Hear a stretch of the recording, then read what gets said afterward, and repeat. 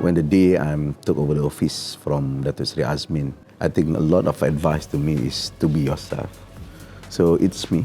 I am a person who are not really, what we call it, extrovert. But when you helm the state, like the state of Selangor, sometimes you need to make a bold decisions. The whole my approach for me is to become a team player. As a good leader, in my definition, you have to bring together your peoples to be in one direction. It's worked so far. We are quite governed, stable, and managed to growth. And some of our focus and our realignment of our policies work.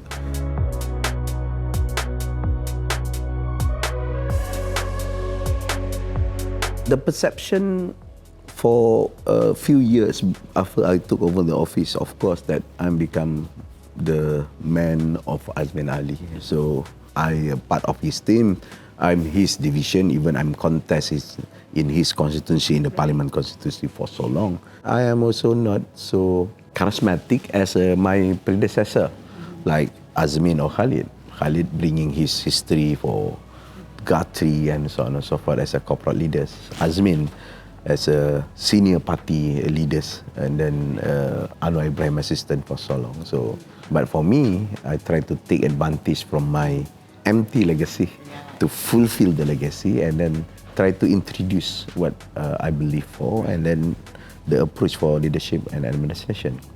Therefore, the first approach of my budgets for 2019 budget, the idea is realignment of our welfare program, what so call it, Inisiatif Peduli Rakyat, to review and then to understand what the spirit of Inisiatif Peduli Rakyat, and I give some changes of approach.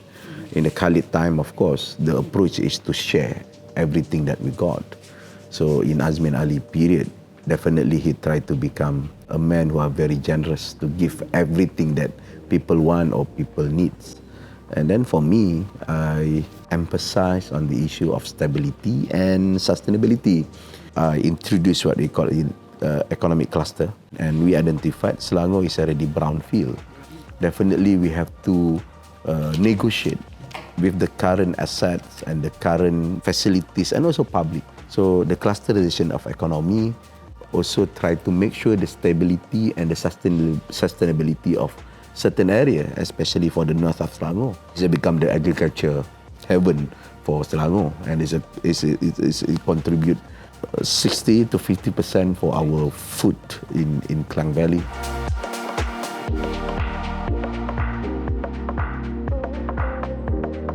First and foremost is housing, because the cost of to buy or own the house is very expensive in Selangor. What we identified from simple analysis, sometime before that we force people to buy a house with the lower price 42,000, and in the same time we also force the developer to give a subsidy.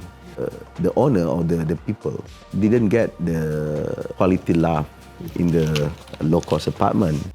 In the same time, in certain cases, the unit or the premise also decrease the value rather than the valuation increase is very, very slow compared with other parts. We have to change a bit the dynamic, so we introduce what we call it smart sewa. With the smart sewa, they can stay in the house up to 5 years. After 5 years, we give back 30% from their rental, and the rental is lower than the market price for the surrounding areas. And then after 5 years, of course, maybe they will get an increase of the salary, and then we give back. So got enough the 10% for bought quite comfortable house or affordable house in other area. Then in the same time, we introduce what we call Rumah Idaman and Rumah Harapan.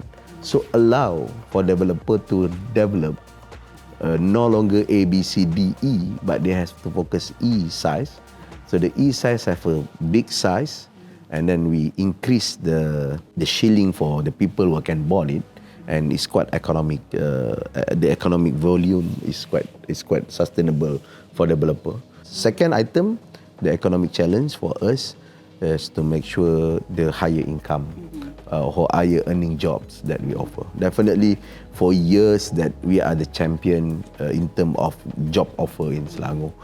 14,000 to 20,000 yearly from investment coming and from the domestic investor expand their business here.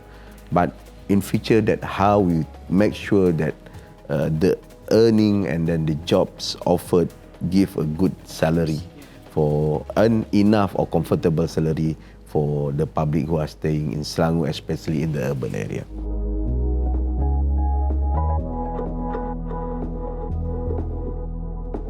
If you ask me personally, of course, I want to continue my term as a Chief Minister of Selangor because I need to complete my planning and fulfill all the promise and the planning that we are planned.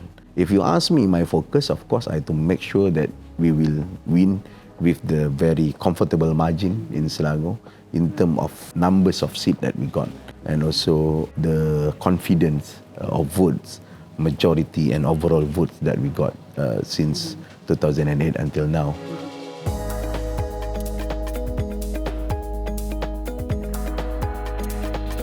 We have faced quite a horrible period during the Sheraton move. The Sheraton move created instability everywhere.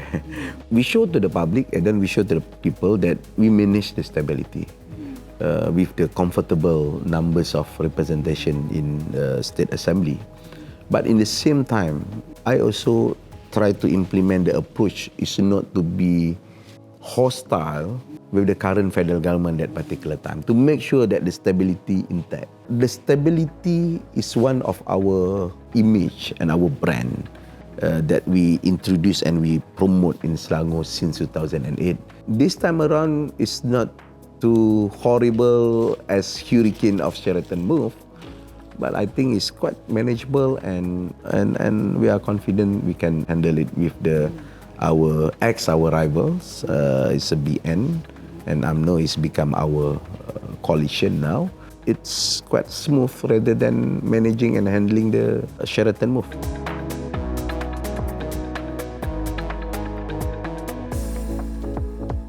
When we observe the politics in 90s until now, the coalition who are bring up the balanced representation can make sure the policy in the middle path.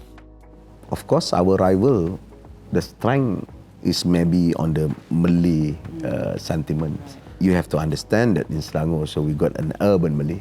So the Malay in Selangor, they communicate and engage and have a conversation and have a business with other race. And of course, they understand more the idea of bring everybody together and then try to identify what the best for the country rather than try to play up the race sentiment too much. The other issue like corruption and so on and so forth, I think the PMX, the Prime Minister, has already emphasized this many times. In almost as every speech, he highlight about his desire and his will to fight the corruption. The statement by TPM also is quite encouraging. TPM1 even said that there's no place for corruption. Even he himself, if committing any crime of corruption, he willing to. He's no place for the government.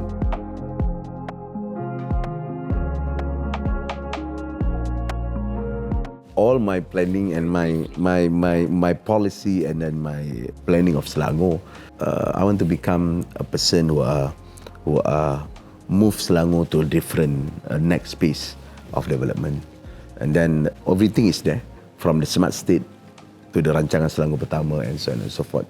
That definitely I want to make sure everything work and I want to see the new development area and new vibes in the north of Selangor.